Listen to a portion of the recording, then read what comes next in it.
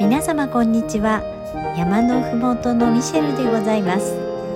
ガーデニングと DIY を楽しむこのチャンネルにお立ち寄りいただきありがとうございます。皆様ご無沙汰しております。お元気でしたか？本日は夫とイノシシと私と題して、この庭にいる2人と1匹の日常をご覧いただきたいと思います。いつもとは少し違った投稿になりますが、面白がって少し見ていただけたら嬉しいです。それでは本日もよろしければ最後までご一緒に。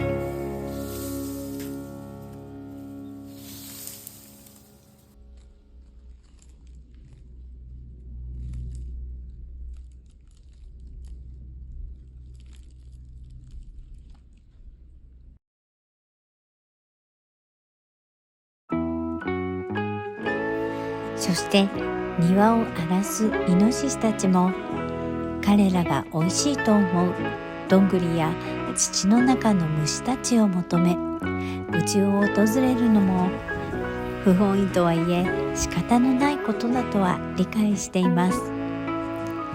なぜなら私たちは自分たちのもののようにして暮らしていますが、彼らにとって私たちは後から来た住人なのですから。フジバカマは再び芽を出し、パンパスグラスは改めて根を張り始めたようです。